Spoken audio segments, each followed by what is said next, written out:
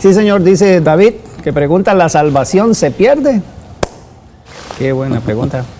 Ay, ay, ay. Se pierde la salvación. Cuando Cristo murió en la cruz del Calvario, la pregunta es la siguiente, se puede contestar con otra pregunta. ¿Por cuántos pecados pagó Cristo en la cruz? ¿Por los pasados, presentes o futuros? Claro que la Biblia dice claramente, ¿verdad?, que cuando Cristo muere, nos hizo perfectos para siempre. Hebreos capítulo 10, versículo del 8 al 12. Y con una sola ofrenda nos santificó eternamente. Entonces, la salvación que se nos da es vida eterna, no vida temporal. Entonces, si decimos que se pierde la salvación, entonces hemos recibido una falsa gracia de Dios, un regalo temporal, que depende de nuestras obras de ahí en adelante para que podamos nosotros verdaderamente justificar que somos salvos. Entonces, cuando decimos que la salvación se pierde, estamos exactamente diciendo que es la gracia más las obras igual a la salvación. Y la Biblia es muy clara. Por gracia somos salvos por medio de la fe, no por obras. No hay absolutamente ninguna obra que pueda adjudicarse a la perfecta obra terminada en la cruz de Cristo. Amén. Ok.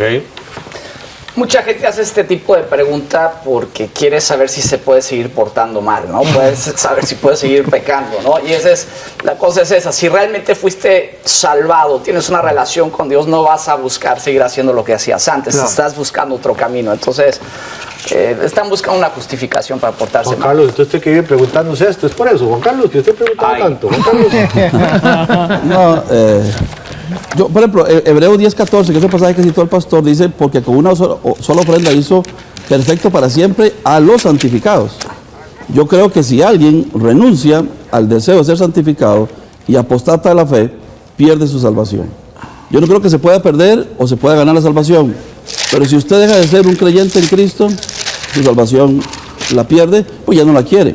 Tiene que mantenerse santificado en el Señor para que la ofrenda de Cristo le sea eficaz. Pero obviamente entendemos, ¿verdad?, que en la iglesia tenemos opiniones diferentes sobre este tema.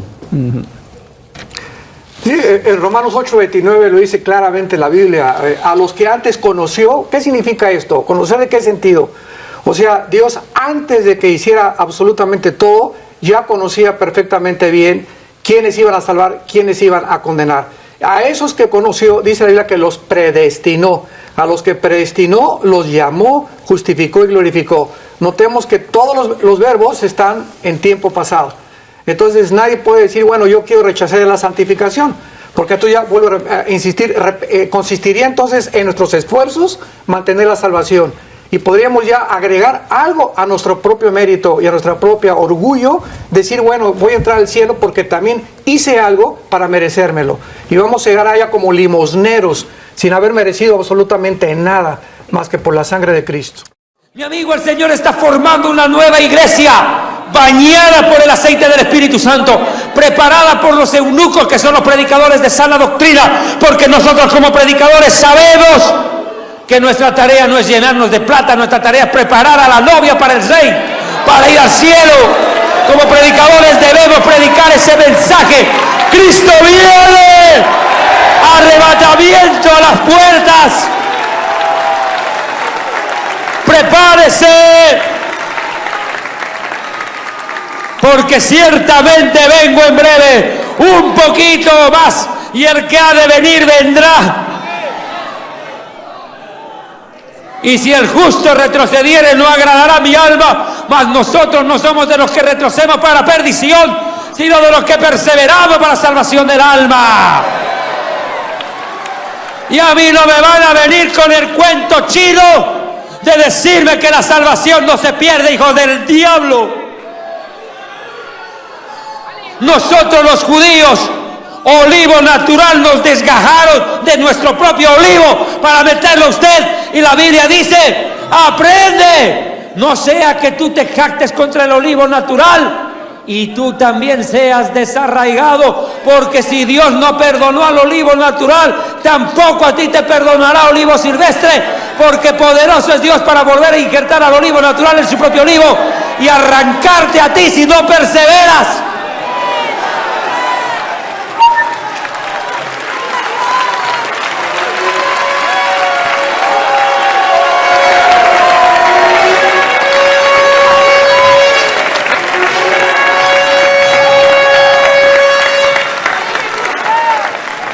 Ahí está la prueba más clara. Dios con la misma nación de Israel lo desarraigó de su propio olivo. Y me vienen a decir estos mercachifles: la salvación no se pierde. La salvación no se pierde. Tal vez ya estás perdido y no te has dado cuenta. Eres tan gil como aquel que dijo: el infierno no existe. No te preocupes, cuando estés ahí dentro ahí vas a creer. No te preocupes. Ahí sí vas a creer. Yerba mate, Palermo, que me tenés con hambre y enfermo. Espere.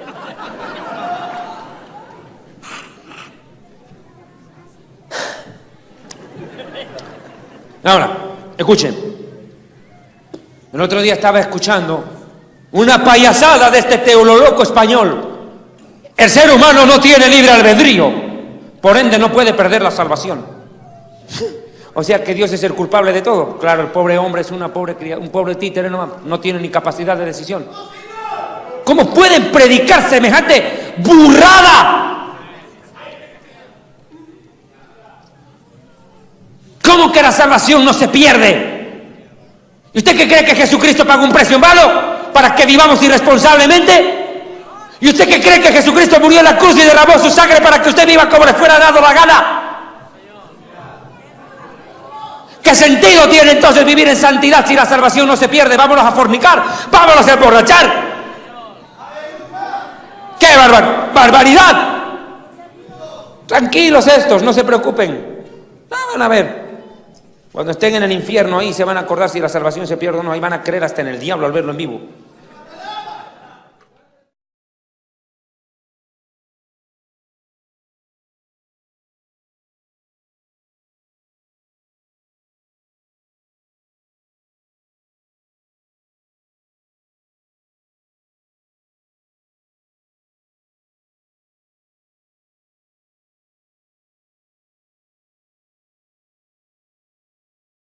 Tengo una pregunta un poco compleja. ¿La salvación se pierde o no se pierde? Es muy repetitiva, pero rapidito. Aquí hay dos posiciones. Sí, si te van el rato, está bien, si no te quedas. Para mí solo con leer, Luis, ¿qué piensas? Para mí solo con leer San Juan capítulo 3, versículo 16, el versículo más famoso del mundo, queda claro. De tal manera amó Dios al mundo para que todo aquel que en él cree no se pierda, y viene la antítesis, mas tenga vida eterna. Dios no ofrece algo que luego no cumple, porque la salvación no la logré yo, Él la hizo por mí, independiente de mí. No se pierde. ¿Cree usted, hermano Koch, igual? Sí, yo prácticamente creo que realmente yo a veces digo, hay un texto que estoy buscando en hebreo, creo que dice algo como que da a entender como que sí se puede perder, por eso algunos se apoyan allí, pero yo creo que una vez que uno entró y aceptó, nadie te va a estar borrando, como que dice alguien, te escribe Dios en el libro y te anda borrando. Yo creo que lo que hayas creído y aceptaste, eso se hizo real ese momento. El libro de la vida. Hermano Delgado, usted... Yo creo, estoy en desacuerdo con ambos. Semi desacuerdo. ¿Por qué? Porque está claramente que en los tiempos finales se va a acentuar la apostasía. Apostasía es una palabra griega que quiere decir desprenderse de algo. Apostatar de la fe es desprenderse de la fe. Quiere decir que una vez yo estaba agarrado y me he desprendido. Se sabe que en los tiempos finales, Pablo lo habla claramente, iban a venir enseñanzas demoníacas, etcétera, etcétera. Jesucristo dice que hasta los elegidos podían ser confundidos. Ahora, la porción de hebreo que estaba aquí el pastor hablando es en Hebreo 5. Dice, ¿por qué es imposible? Imposible es imposible. ¿Por qué es imposible que los que una vez fueron iluminados, está hablando ahora de los nosotros, y gustaron del don celestial y fueron hechos partícipes del Espíritu Santo, estas son personas salvas, y asimismo gustaron de la buena palabra de Dios y los poderes de los siglos venideros, y recayeron, sean otra vez renovados para arrepentimiento, crucificando de nuevo para sí mismo al Hijo de Dios y exponiéndolo a vituperio? Quiere decir que Cristo muere una sola vez y uno puede ser salvo una sola vez. Quiere decir que aquel que recaiga no puede ser salvo de nuevo. porque ya Cristo murió. Ahora, ¿qué quiere decir recaer? ¿Recaer en pecado? No es cierto. Juan dice, que si, y le está hablando a la iglesia, que si nosotros confesamos nuestros pecados y los reconocemos, Él es justo y fiel de perdonar nuestros pecados. Quiere decir que nosotros pecamos y erramos en nuestro caminar porque no somos perfectos. Pero no es el pecado en realidad el que hace la separación final. Ahora, puede ser la acumulación de pecado que nos lleve a recaer una actitud igual que la que teníamos antes, de rechazar a Cristo. Ahora, la actitud nos llevó a recibir a Cristo. Hay una actitud de rechazo de Cristo. Ese es el pecado. Fíjense, Juan dice claramente en su epístola que hay un pecado imperdonable. Y el pecado imperdonable no es como muchos creen que es el divorcio. El pecado imperdonable sí lo hay. Y por eso dice, por ellos no oren. Primera vez que la Biblia dice, por ellos no oren. Hay un pecado que la persona no puede arrepentirse. Por eso dice aquí que es imposible que regrese al arrepentimiento. Así que no pierdas tiempo orando por porque ya rechazó a Cristo con la misma actitud que lo recibió hace 10 años atrás. Entró en un pecado, una acumulación. Se le ha endurecido su corazón a tal nivel que ahora ha rechazado a Cristo. Así que indiscutiblemente por eso no oren. Eso es lo que Cristo también llama, que es contra el Espíritu Santo. La blasfemia contra el Espíritu Santo es un rechazo a Cristo después que tú lo tienes. Ahora, hay otra interpretación sobre ese pasaje, y es más bien que hay una figura sarcástica ahí más bien. Y es decir, si una persona vino a Jesús y ahora esta persona cae, si el pecado lo llevó a perder la salvación, tendría que recibir a Jesús otra vez, y para recibirlo sería volver a confesar que Jesús fue crucificado otra vez por él, y Jesús fue crucificado solo una vez por él y nada más. Entonces no tengo que estar volviendo a recibir a Jesús cada vez que he fallado. Es el tono sarcástico más bien para decirte, es imposible, Jesús murió una sola vez por ti y nada más. Exacto. Quedas sellado eternamente y para siempre. Exacto. La salvación es una sola vez. Nosotros tenemos que arrepentirnos del pecado. Realmente, cuando llevamos convicción a venir al pie de la cruz por primera vez, nos arrepentimos de los pecados, pero no tenemos que decirle al Señor todos los pecados que tenemos. Nada más que realmente el pecado es el rechazo que hemos tenido de Cristo hasta ese momento. Después que recibimos a Cristo, esos pecados son perdonados. Pero así como fallamos, ahora sí tenemos que confesar ese pecado específico, pero no volver a ser salvo. No perdemos la salvación cuando pecamos, familia. No la perdemos. Porque si pierdes la salvación, es el recaer. Cristo no puede ser otra vez vituperado y puesto en la cruz y clavado. Así que el hijo pródigo se fue de la casa. Hermano Delgado, pero entonces yo no puedo perder la salvación por pecado. Entonces, ¿por qué si la pierdo, dice usted? Por la acumulación de pecado puede llevarte a rechazar a Cristo.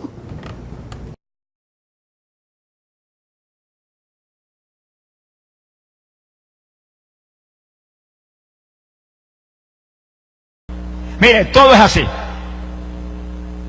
Esta noche usted viene y Dios lo sana de una enfermedad. Usted es responsable de mantener la sanidad. Si se descuida, te la roba el diablo de aquí a 2 días. Usted es salvo ahora. Descuídese, verá si el diablo le roba la salvación. Si fuera una vez salvo, siempre salvo. Oiga, esto sería una bendición terrible. Señor, reprende ese diablo. Pero una vez salvo, el que perseverare hasta el fin, ese será salvo. Y si el justo se aparta de mí, borro su nombre de mi libro, dijo el Señor.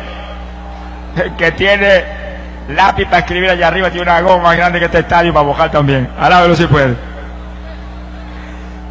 No, una vez salvo no se puede perder. Una vez salvo vemos en la Biblia cuántos se perdieron. ¿Cuántos habla Pablo en la Biblia que se apartaron de la fe? Y también profetiza que en este tiempo se apartarán de la fe. Y esos que estaban en la fe no eran salvos. Es un cuento de vieja que el que crea eso porque está más ciego que Bartimeo. Alábelo, que el Señor le ama. Sonrían si puede. Pero eso es una doctrina mortal. Mortal. El diablo es un listo. Eso le quita el incentivo de buscar de Dios a montones de cristianos. Ya yo recibí el Espíritu, me confirmó mi salvación, no me puedo perder. Descuídate que te lleva Belcebú. Alábelo, que el Señor le ama. Sea bendito, Señor Jesús. Es como dijo Daniel. Daniel dijo, habrá guerra hasta el fin. pero no es la guerra solamente de los países allá a tiro limpio, es la guerra espiritual, la guerra más grande. Hasta el fin, hasta el último segundo estamos en guerra contra el diablo ahí, confesando nuestra salvación, confesando nuestra victoria y alabando a Dios para mantener esa llenura, porque cuando se alaba a Dios y se busca a Dios y se ora lo suficiente, nos mantenemos cada día llenos y con más unción, llenos y con más unción. Alabamos a Dios, sonríase que el Señor le ama. ¡Ey, poder Jesús! Bendito sea el Señor Jesús. Creo que el punto más difícil de aceptar, por lo que yo he podido palpar, y creo que usted lo expresa también en este libro, es en cuanto a la expiación de Cristo, la expiación limitada. ¿No murió Jesús por toda la humanidad? ¿Cómo usted explica esto? Bueno, expiación limitada, como ya tú estaba aludiendo, básicamente dice que Cristo vino y murió por aquellos a quien el Padre ya había elegido desde la eternidad pasada. Ese fue mi punto mayor de choque en cuanto a las doctrinas de la gracia cuando las fui descubriendo, justamente porque hay un problema emocional en nosotros con esa idea, porque nosotros entendemos que eso no sería justo porque no todo el mundo tiene el mismo derecho, parece, entonces, de ser salvo. Pero esos son términos humanos, en términos de derecho. Nadie tiene derecho. Ni el que se salva tiene derecho, ni el que se condena tiene derecho. Entonces ya borremos eso, borremos esa palabra derecho, porque no estamos hablando de derecho. Lo que tenemos que ver ahora es, primero, si Dios lo ha revelado, y segundo, si Dios lo ha revelado, ¿de qué manera emocionalmente yo puedo asimilar eso? Porque el problema de la asimilación de esa verdad es emocional, es puramente emocional. Porque no, emocionalmente es que no lo quiero ni siquiera entender. Pero pensemos en un par de cosas simplemente. Por un lado, cuando Cristo murió, en ese momento de su muerte, el día de su muerte, ¿había gente ya en el infierno? Sí. Y esa gente que estaba en el infierno no iba a salir de ahí. Entonces, por esa gente Él no murió, porque ellos estaban en el infierno y no iban a salir de ahí. Entonces no puede haber muerto por ellos porque ya ellos estaban condenados. No, ¿cómo es que murió por ellos si ellos están en el infierno? Entonces, como que ya yo acabé de probar que Él no murió por todo el mundo. Si quisiera dejarlo ahí, no, ya yo probé que Él no murió por todo el mundo. Pero exacto, la historia continúa. Entonces, en Romanos 6 hay un pasaje que, si nosotros negamos la expiación limitada, tenemos un problema con Romanos 6. Porque en Romanos 6 dice que todo el que murió en Cristo va a resucitar con Él. Bueno, si Cristo murió por todos, la humanidad entera, entonces la humanidad entera va a resucitar con Él. La humanidad entera se va a salvar y eso sería universalismo. Pero si Cristo murió por aquello a quien Él vino a salvar, todo el que murió en Cristo va a resucitar con Él. ¿Por qué? Porque eso es un grupo de personas que tienen que ver con sus elegidos, por quienes Él murió, y todos los que mueren en Él serán resucitados para vida eterna. Y en tercer lugar, Emmanuel, es ilógico pensar que Cristo pagara por mis pecados en la cruz y que luego yo termine en el infierno para pagar mis pecados otra vez, porque eso no tiene lógica. O sea, lo pagó Cristo y yo lo voy a pagar también. Cuando alguien termina en el infierno, es porque no recibió a Cristo, es verdad. Pero la razón por la que está ahí es pagando sus pecados. Entonces, si está ahí pagando sus pecados, que nunca terminará de pagar, entonces, ¿cómo es que Cristo ya lo pagó también? Ahora, si Cristo solamente murió por un grupo, y todo ese grupo, si son 100, esos 100 tuvieron sus pecados perdonados, por eso es que esos 100 van a ir a la gloria, porque no tienen nada que pagar en el infierno, ya esa deuda fue condenada. Entonces ahí está como la explicación de la expiación limitada, de cómo se puede emocionalmente ver o aceptar. En el movimiento del Espíritu Santo, en el movimiento de santidad, como es llamado el movimiento pentecostal y carismático, una de las doctrinas que de manera agresiva y deliberada niegan es la doctrina de la seguridad del creyente. Y de esta manera le roban al Espíritu Santo este aspecto tan majestuoso, tan maravillosa, esta faceta tan gloriosa de su obra. En 1 Pedro capítulo 1, en el versículo 3 hay una benedicción. Bendito sea el Dios y Padre de nuestro Señor Jesucristo, quien según su grande misericordia nos hizo renacer para una esperanza viva por la resurrección de Jesucristo de los muertos, para una herencia incorruptible, incontaminada, inmarcesible, reservada en los cielos para vosotros. Escucha esto, que sois guardados por el poder de Dios. Y el poder de Dios es el Espíritu Santo. Él es la energía de Dios, el Ruach. Somos protegidos para llegar a nuestra herencia eterna por el Espíritu de Dios.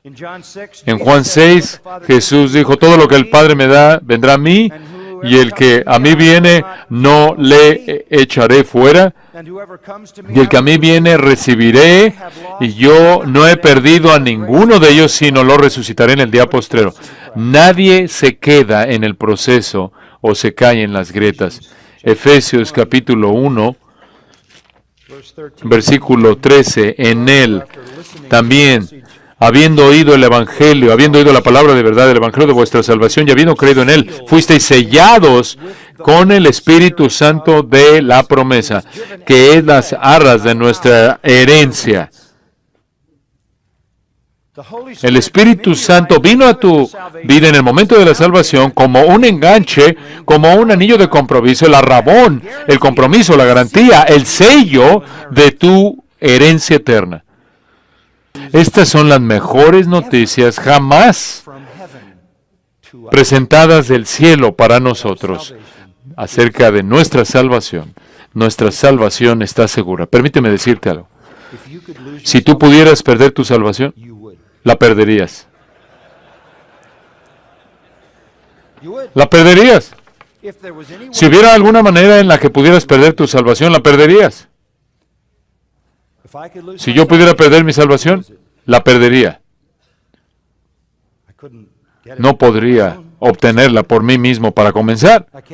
No puedo mantenerla por mí mismo, la perdería. No podría retomarla. Si dependiera de nosotros, estamos todos condenados. Estoy todavía en una condición corrupta y caída, y adivina que no puedo hacer lo que no quiero y hago lo que odio, y estoy pegado a un estado miserable que no me puedo deshacer. Estoy bajo el peso del pecado, la maldición de Dios y la corrupción de la muerte que está en mí. Y si voy a llegar a la gloria final, voy a tener que hacerlo a través de un poder que está fuera de mí. Estamos asegurados para llegar a la gloria final mediante la obra maravillosa del Espíritu Santo. Sí, Él nos libra de la muerte y el pecado al regenerado. Sí, nos capacita en Romanos 8, nos da la capacidad de obedecer la ley de Dios. Sí, cambia nuestra naturaleza. Sí, nos capacita para vencer la tentación. Sí, confirma nuestra adopción. Pero la obra más gloriosa de todo eso es que garantiza nuestra gloria eterna.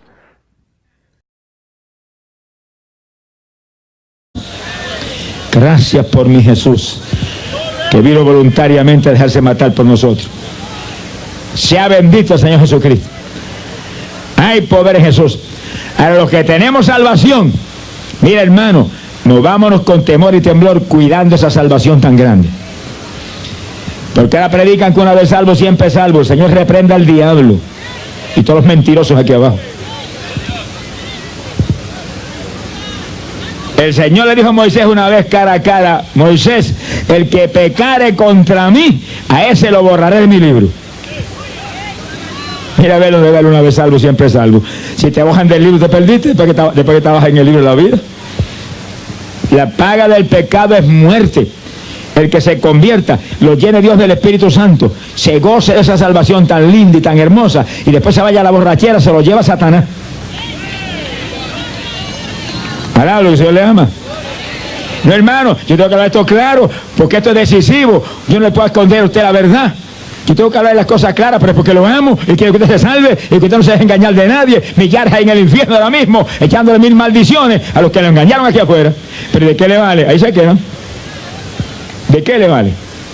No se deje engañar de nadie. Todo está en la Biblia. Lea la palabra de Dios, y el que le predique algo, diga de dónde está en la Biblia. Y si le dice, bueno, mire, dígale, pescáis a la boca. Tráguese esa lengua larga. Yo quiero oír palabra de Dios, no quiero oír palabra de hombre, ni pamplinas humanas, ni tradiciones humanas. Palabra de Dios que limpia y santifica. Palabra de Dios que imparte fe a los corazones. Alabado sea Dios. Eso es lo que necesitamos oír. Gloria sea su nombre. Sea bendito el Señor Jesús.